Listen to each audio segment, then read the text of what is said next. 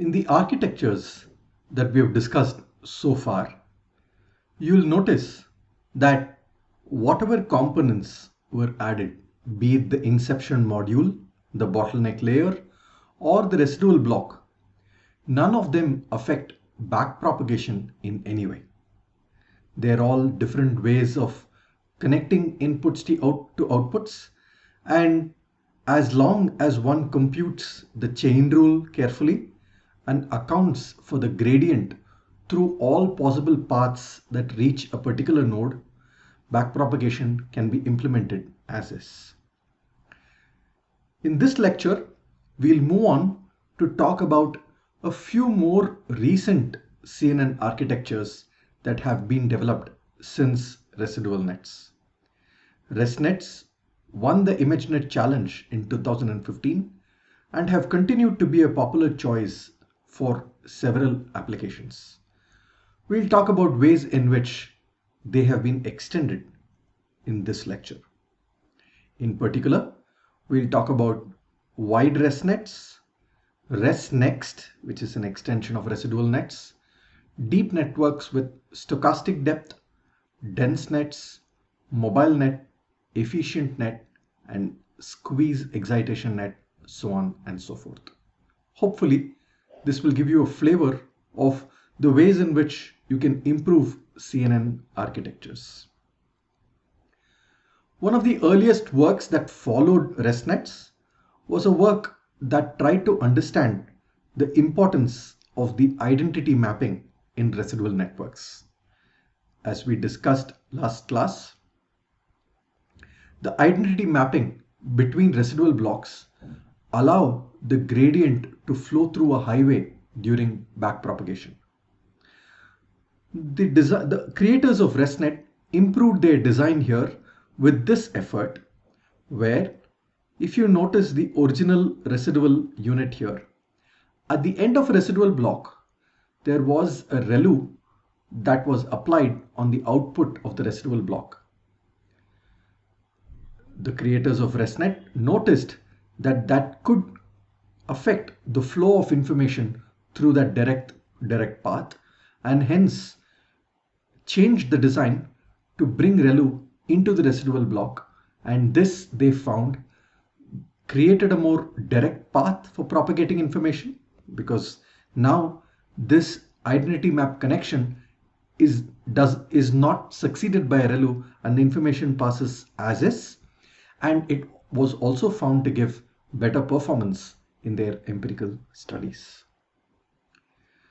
A popular variant of ResNets, which is used a lot today, is known as wide ResNets. As the name suggests, it was an improvement of residual nets, but the objective in this design was a hypothesis that residual networks work because of the residual block and not because of increasing the depth.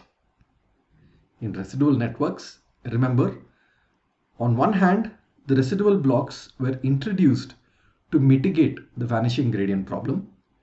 On the other hand, the authors argued that that allowed us to create deeper and deeper networks which gave better performance. But in wide ResNets, the authors argued that you don't need depth. As long as you have strong residual blocks, that can give you good performance. So to show that and to study that hypothesis, they increased the width of each residual block by multiplying the number of filters k-fold. In the basic residual block, if you had two 3x3 convolutions with f filters each, or f feature maps each, that's again, if you recall, the depth of the output of each layer, they increased each of them k-fold and made it fk and fk. And they showed that with this increase of width in each residual block, a 50-layer wide ResNet could outperform a 152-layer original ResNet. This increasing the width instead of depth can also make computation efficient through techniques like parallelization. If things are done one after the other, which is what happens when you increase the depth, it's not possible to parallelize. But when you increase the width, you could potentially send each filter to a different computing unit and then retrieve the results and take it forward. So increasing the width instead of depth has a computational benefit too. Another work that was again by the creators of ResNet was known as Aggregated Residual Transformations, which was also called ResNeXt. As the visual shows, if the left block is the original residual block, the right block, which was what was proposed in ResNeXt, was a multiple branches in each residual block. So you can see here that you have a 1x1 conv with 4 filters, then a 3x3 conv with 4 filters, then a 1x1 conv with 256 filters. So this reduces the depth to 4 and then increases it to 256, keeping in mind the same idea of the bottleneck layer. So they did this along 32 different paths and showed that this could improve performance. In a sense, this tried to bring the idea from inception module into residual networks. Another interesting extension of residual networks was the idea of deep networks with stochastic depth. The way to think of this approach is to think of dropout in terms of residual blocks.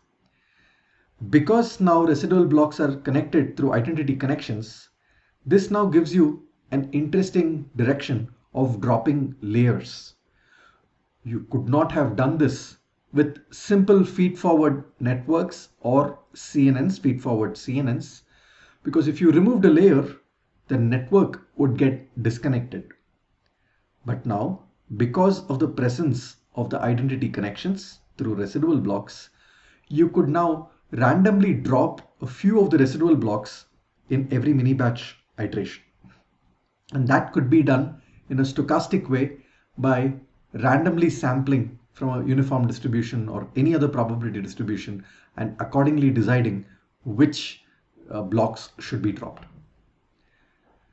So the motivation is this reduces vanishing gradients further, and it can also reduce training time because the forward propagation is perhaps shorter now, and it can also act as an added regularizer. Some more noise, just like how dropout serves as a regularizer. And at test time, very similar to dropout again, you use the full network as it is, very similar to how it's done in dropout. Moving on from these methods came a method known as DenseNets, which is perhaps after ResNets and a version of ResNets known as Inception ResNets. DenseNets are perhaps the most popular choice for computer vision tasks. As the name suggests, DenseNets stands for densely connected convolutional networks. In this case, you have a dense block similar to a residual block, but a dense block where each layer is connected to every other layer. Remember, in ResNets, you had identity connections only periodically after every residual block. But in a DenseNet, within a dense block, you have identity connections from every layer to every other layer. You also call them skip connections. These connections that take you from one layer to another layer are called identity connections because the weight on that connection is identity. They are also called skip connections because you're skipping a few layers in between and going straight away to a later layer. Similar to ResNets, this also alleviates the vanishing gradient because of those identity connections that keep giving a stronger gradient through these DenseNet blocks. And they showed that using this approach, a shallow 50-layer network can outperform a deeper 152-layer ResNet. Of course, you have to keep in mind that the word shallow here is a relative term with respect to 152 layers. This is popularly in use today for image classification. You can see the overall architecture of this network on the far right here, where you see that you have an input, you have a conv layer, and then comes one entire dense block of all of these dense connections. So you can see again that within each dense block, you have a conv layer, then you concatenate using the input, then you have a conv layer, you again concatenate using the input from the previous conv layer as well as the original input, then you again have a conv layer and then concatenate, and then you have a conv layer before you come out of that dense block. After the dense block, you have a conv pool conv, once again dense block, conv pool conv, a dense block, pool, fully connected, and then finally a softmax layer for classification. As architectures started evolving through interesting use of skip connections, all the variants of ResNet and DenseNets were different ways of using skip connections to avoid the vanishing gradient problem as well as make computations more efficient. There was another need emanating as CNNs became popular for vision applications, which was, can we use vision applications on low power devices, embedded devices, or what are known as edge devices, devices that sit at the edge, at the cusp of interaction with users or an environment for that matter. MobileNets was one such effort, which refers to a class of efficient models for mobile and embedded vision applications. It was developed in 2017 for the first time. And before we describe MobileNets, what are the desirable properties of a CNN for use in small devices? You need low latency, which means the forward prop of a neural network should be real time, should not have latency. Low power consumption. Running a neural network should not consume too much power. Often in these edge devices, there is very little, the power sources are very little, and they may have even other components to run. So you do not want too much power to go into the running of a neural network. You want the model size to be small. We saw that from AlexNet to BGG, there was a model size increase, but then with ResNets, the model size started decreasing while being able to achieve a similar performance. And you still want at least a sufficiently high accuracy. You may be fine to drop 1 or 2 percentage points in accuracy, but at a significantly smaller model size and a low power footprint. MobileNets are aimed in that direction. They are small, low latency networks which are trained directly. A complementary approach to this problem, which has also been popular over the last few years, is the idea of compressing neural networks. While in compression of neural networks, you try to prune out weights, or there are other methods in which you can try to remove the weights that you think do not matter for the outcome.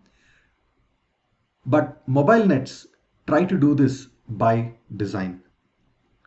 The key ingredient of MobileNets is one of the variants of convolution that we talked about in the first lecture this week, which is depthwise separable convolutions. In your standard way of convolving it would be to do a dk cross m convolution and n such filters. But now in depthwise convolutional separable convolutions, what you do is you first convolve only on each channel. So which means this is dk cross 1 m different times. So if there are m channels, you do dk cross 1, dk cross 1 on the second channel, dk cross 1 on the third channel, and so on and so forth until m channels. This is going to give you a certain set of outputs. Now on these outputs, you concatenate and then run a 1 cross m convolution along the depth. Remember, each dk cross 1 will give you an output which is the same size as the input, for instance, if you pad, and you would have m such outputs. Now you do a 1 cross 1 cross 1 m convolution across all of those channels. You will have n such 1 cross 1 cross m filters to finally give you the same output that you would have got with standard convolution. Let's see this in some more detail. So DSC, which is Depthwise Separable Convolutions, replaces standard convolutions with depthwise convolution followed by 1 cross 1 convolution. As you can see, 1 cross 1 convolution is a very popular choice to reduce computations in CNNs. And DSC applies a single filter to each input channel. So how do you think this helps over standard convolution? Let's try to take a few dimensions and analyze this carefully. Assume that input is df cross m, and output feature map after a conv layer is df cross n, assuming that the size did not reduce. Now if you assume padded convolution to ensure that the size does not reduce.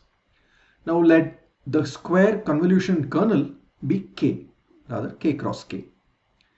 Now in a standard convolutional layer, this would have k cross m cross n parameters, because you would have k cross m, k cross k for the filter size and m for the depth, and n such filters. So that would lead to k cross m cross n, and a computational cost would be k into m into n into df, because that's the width and height of the input. Let's see what happens if you use a depthwise separable convolution. If you do depthwise separable convolution, this factorizes the above computations into two parts. First, depthwise convolutions, then pointwise convolutions, right, which is the 1 cross m part. The depthwise convolutions, which operates channel wise, has k cross m parameters, each filter being k cross k, and you have m such for each channel. The total cost there would be k into m into df, and the pointwise convolutions become 1 cross m, which is the size of each filter, and n such filters, which means 1 cross m cross n parameters.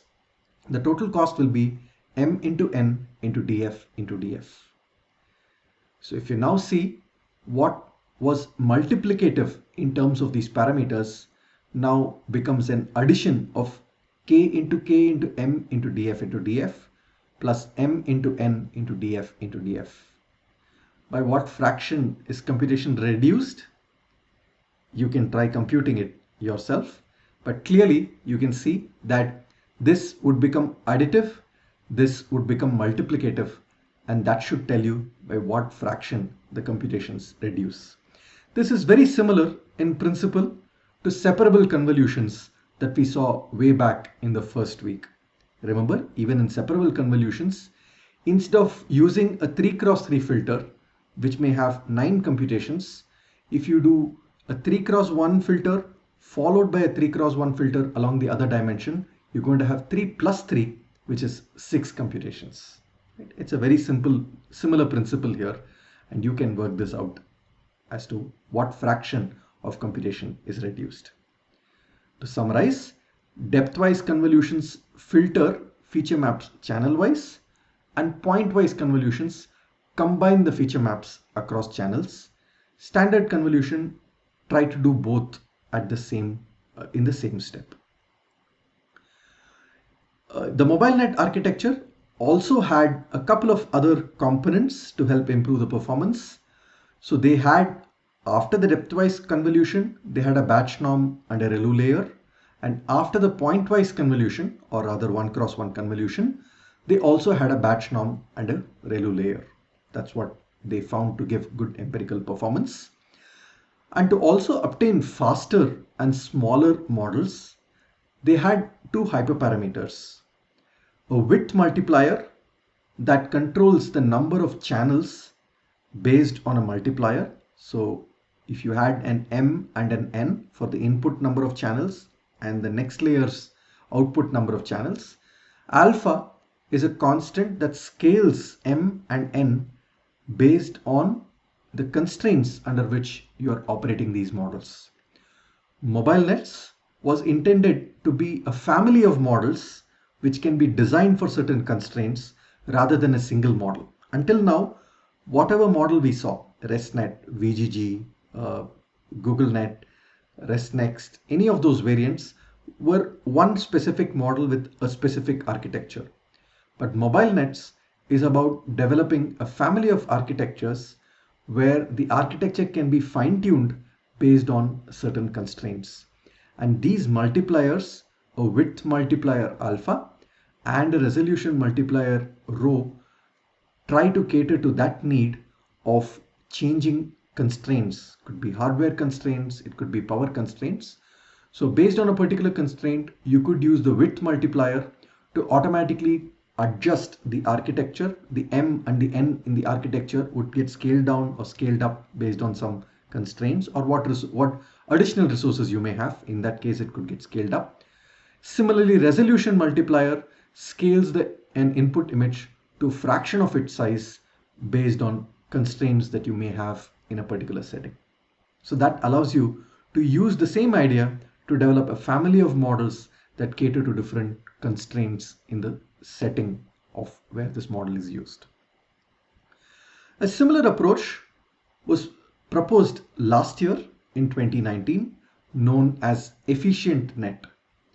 This had a different premise to the way it went about the same idea, but the objective was similar, which is to develop a family of models that cater to some constraints that you may have in terms of computational resources.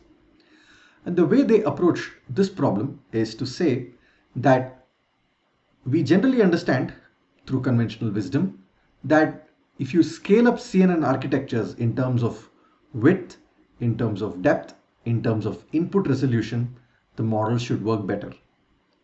But when they ran studies to observe the trend of increasing depth, increasing width, and increasing resolution, they found that it did increase but plateaued after a certain time. And they tried in this method to explore a principled way in which a CNN can be scaled based on resource constraints. As we just said, scaling up any dimension independently improves accuracy, but return diminishes for bigger models, which is what you see in these graphs. The first graph points out flops on the x-axis and the ImageNet accuracy in the y-axis. You can see that as W, the width of the model, keeps increasing, flops keep increasing, but the accuracy also keep increasing. But at a certain point, the accuracy saturates even as you keep increasing the width of the model. You see a similar behavior for depth. You see a similar behavior even for the resolution of the input image. So the inference that they made was it may be critical to balance all of these dimensions while scaling up or scaling down a model. It is not about only increasing width like wide ResNets. It's not about only increasing depth like in ResNets itself, but one should consider changing the width, changing the depth, and changing the input resolution carefully in a balanced manner to get maximum throughput with your resource constraints. So how do you go about doing this? They proposed a new scaling method known as a compound scaling method. The idea was you could scale your architecture given a particular baseline architecture. You could scale the depth, width, and input resolution of the image through your current model design using a single scaling coefficient called phi. And that's why it's known as compound scaling. It's based on one single coefficient, but all your dimensions, your depth, your width, and your resolution all get changed based on that single coefficient. Through a lot of empirical studies, they came up with this specific formulation that you see on the right, which says that depth is equal to alpha time alpha power phi. W, the width, is beta power phi. Resolution R is gamma power phi. Such that alpha into beta square into gamma square should be about 2, and each of alpha, beta and gamma must be greater than or equal to 1, and they're all constants. You may wonder how this came. Firstly, let's try to understand each of these. Why alpha into beta square into gamma square and not alpha square into beta square and gamma square, for instance? The reason for this is that convolutions are the costliest operation in a CNN. And when you increase depth, convolution or the number of operations increases linearly. But when you increase the width or the resolution, width is the number of filters, or the resolution, the computations increase in a squared manner. And that's the reason this relationship is in place, and this was found by them in an empirical manner. Now, why should it be equal to 2? And one can explain this through an example. Let's assume phi was equal to 1. And in their context, this means that you are now provided with double your current resources. You had a certain computational resource so far. For example, you had a certain GPU, and now today you bought a new one and your resources doubled. In that scenario, phi would be set to 1 in their framework. And if phi is set to 1, you can make out that you would solve for alpha into beta square into gamma square is equal to 2 with alpha, beta, gamma greater than or equal to 1. They solve this using a grid search, and you would get values such as alpha to be 1.1, beta to be 1.15, gamma to be 1.3, or one of those variants. That would give you the solution. Now when you do that, you will notice that D would become 1.1 times the old D, W will become 1.2 times the old W, and R would become, say, 1.3 times the old gamma. So now when you multiply all these dWr, you would have dWr will be alpha into D into beta into old W into gamma into old R. Now because D, W and R were old ones, the new factor which gets added will be alpha into beta square into gamma square, because that's how things will increase now, which will now be 2. So when phi is equal to 1 and you have doubled your resource availability, solving this problem, solving this equation here, alpha into beta square into gamma square is equal to 2, allows you to scale your depth, width and resolution in a manner in which you will maximum go up to 2 times your current number of computations. That's the way you go about doing it. And once you decide your alpha, beta, gamma for a given problem, you then change phi and you can get a family of models.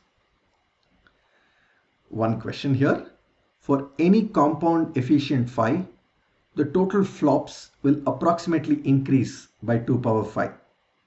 Why is that so? I think I partially gave you the answer already. If you go back and look at what I just said, remember, if phi is equal to 1, we saw that D will become alpha times the old depth. And remember, these are multipliers, right? These are scaling coefficients. So when we say D is equal to alpha of phi, we mean if alpha is 1.2, then D will become 1.2 times the old depth. It's a scaling coefficient. So if the total number of computations is D into W into R, your new number of computations after doing the scaling would be alpha into D. If you get alpha is equal to 1.2, beta is equal to 1.1 and gamma is equal to 1.3, then D would be alpha times the old D, W will be beta square times the old W, R will be gamma square times the old R. Remember, for width and resolution, things get increased in a squared manner. So now you know that it will be the new depth would be alpha into old D into new total number of computations would be alpha into old D into beta square into old W into gamma square into old R, which would effectively become 2 times your earlier computations. This was for a choice of phi to be 1. If you chose phi to be 2, you can work this out in a similar manner and show that the number of computations will increase by 2 power phi. Using this approach, you can first fix phi is equal to 1. You do a grid search on alpha, beta, gamma, solve this equation that you see here. Alpha into beta square into gamma square is equal to 2, and that would give you a certain value of alpha, beta, gamma. Now for that choice of alpha, beta, gamma, vary your phi based on whatever your computational budget is. As I said, if your computational budget doubled, set phi is equal to 1. And now if your computational budget reduced, accordingly change your phi. And using this, you will get a family of models where each model has scaled depth, scaled width, and scaled input resolution. And with this, they show that they can outperform mobile nets and achieve significantly high accuracy even under resource constraints. The baseline model in this approach is obtained through a method known as neural architecture search. So the baseline model was not a ResNet. It's not like they took a ResNet and then scaled the width, resolution, and the depth. It's not like they took an AlexNet. The baseline model, which is then scaled based on different constraints, is found using a method called neural architecture search. This is a topic that we'll cover much later in this course, since it's an advanced topic and needs a few more concepts before talking about it. A last architecture that we'll talk about in this lecture is again a fairly recent one that was introduced in 2018, and this is known as the Squeeze-and-Excitation network. It was once again a network that helped improve efficiency of the model by reducing computations in a certain way. Let's see how they went about it. The main motivation of this approach was to improve the quality of the representations, which means representations of a CNN are the outputs or the certain feature maps of certain layers in the CNN. They wanted to improve those feature maps by modeling interdependencies between channels in each convolutional layer. This was achieved by the introduction of a new architectural unit known as a Squeeze-and-Excitation block, or an SE block, which consisted of two operations: a squeeze operation, which embeds global information, and an excitation operation, which recalibrates feature maps channel-wise. Let's see how this happens. To understand it, let's consider an input X, which has H prime cross W prime cross C prime dimensions, and FTR is a transformation that takes you from X to U, which has dimensions H cross W cross C. The SE block works on U, and the way it works is what is shown in this visual here. So you have an X block. It could be an input to a convolutional layer. F transform could be FTR, which is denoted by F sub TR, is a convolutional layer that probably took X to U with the dimensions H cross W cross C. So the output of U is where the squeeze excitation block is squeezed in.